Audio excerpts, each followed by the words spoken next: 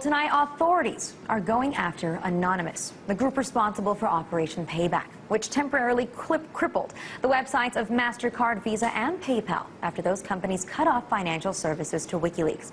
5 people have been arrested in the UK. And yesterday, the FBI executed 40 search warrants across the U.S. as part of their ongoing investigation into who's responsible for the DDoS attacks. Now, the FBI hasn't said whether anyone in the U.S. has been arrested, but they did confirm that there is a link with the arrests in Britain. And they said that if people are charged here in the U.S., those people could face up to 10 years in prison. So a transatlantic operation is now going after the hacktivists. But will it stop them? Joining me to discuss it is a source within Anonymous. Thank you for joining us tonight. Now, first, I just want to ask, on behalf of Anonymous, are you guys surprised that the authorities are going after you here? It is a horrible shame that they continue to go after us, but it doesn't surprise us at all. I mean, we've been aware for months that Scotland Yard and the FBI have had ongoing investigations against Anonymous. I think it's their quest to bring down the whole of Anonymous, and they're never going to succeed. They kind of think that all of our base belong to them, and they're very wrong. Why do you call this a shame? Do you consider that what you've done is a criminal activity, or is this a peaceful form of protest? I've seen some of your statements claiming that. It's a shame that they continue to try. They're never going to stop the whole of Anonymous. DDoSing is not malicious. It could be considered a cyber sit-in, you know, an online protest. It's not harmful. It's much like, think of it much like blocking an entrance to a building like a bank or a shop. We're not breaking windows of buildings. We're not destroying parts of websites. We're simply denying access to it. That's the point. Distributed denial of service attacks. It's just a protest, but online. Now, it seems like there's an international effort going on between the UK and the US, and I know that you guys wrote out a statement for the British government. Do you have anything to say for the US government now that you know that they're working together on this one? At the moment, I can't speak for the whole of Anonymous, but we do not have a current US government press release. It might change, so we just say keep your eyes peeled on the internet. But how do you take these actions from the U.S. government, executing 40 search warrants all in one day across the U.S.? Oh, we're taking it quite well. We're trying to find out who it is. We're trying to support people. It is a pain. Again, we're not worried that they're going to catch all of us. Hold on, sorry. My connection is giving me issues. Are you still with me? Keep talking so we can see if we can still hear you. I think that we may have lost our Anonymous representative. Please tell me if you're still with us and your connection is better.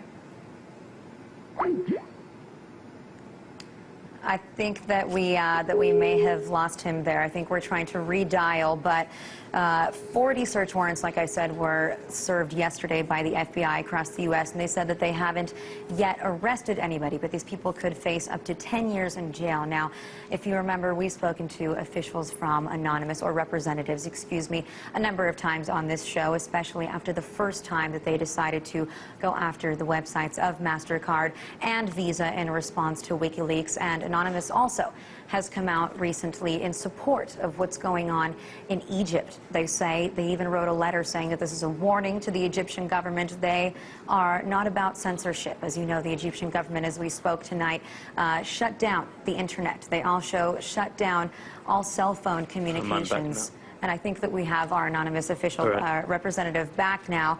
Since I was speaking about it, I was just mentioning that Anonymous released a statement in which you also were supporting what's going on in Egypt right now. Is that correct? Yes, we're supporting firstly, sorry for my connection there. Yes, we're supporting the protesters in Egypt. We have been, well, of course, the internet has been shut down in Egypt. We've been sending faxes of WikiLeaks documents to Egyptian locations like schools. We're trying to get people involved in WikiLeaks, trying to help people out. We're also trying to make sure the internet is well spread there. Most internet ISPs in Egypt have been shut down. There's still some dial-up going on that the government used, so we've been trying to help people with that too. Now, in regards to the investigations by the UK and the US, what's your plan here? I know you can't give us the exact details, but is there some kind of a plan for retaliation? No, I can't tell you for certainty that we have a plan for retaliation. There could always be an idea that gets sparked between Anonymous. It could always happen. Mainly, I'm just baffled by the FBI's statement about this, that DDoSing can earn up to 10 years in prison. It's pretty ridiculous. I think they just see us as hackers on steroids. They're trying to take us all down. But we don't have any initial plans, but that could change. Well, I also just want to know, in response to some of your actions lately when it comes to these DDoS attacks, what kind of a response have you gotten from people? Obviously not from government officials who aren't too happy about it, but from regular citizens, from the public. Are they supporting you here? I'm in lesbians with this question, definitely. We've got such a large influx of positive support from everyone. Well, not everyone, but a majority over the past couple of months. I mean, more and more people are realizing that they need to fight back against governments who think they can bite at their citizens. I mean, bringers of censorship and corruption need to learn that if they keep biting the anonymous hand will bitch slap them in the face. And we just want to stress that everyone is anonymous. We're not a secret club, a malicious hacking group, a cult of cyber terrorists, or an underground insurgent clan. I mean, we're not contained within one IRC network, one image board, or one human generation. I mean, we're everyone and we are no one. We're the producers of your show, we're the people at home watching it on YouTube or other televisions. And if you want to help out our cause, we have sites like anonnews.org and anonops.ru to get started. We have press releases, news sources, a forum, and a public IRC network that you can come on any time. We're never going to give you up, never going to let you down. I think that some of our producers here on the Alona Show might counter that statement, but thank you very much for joining us.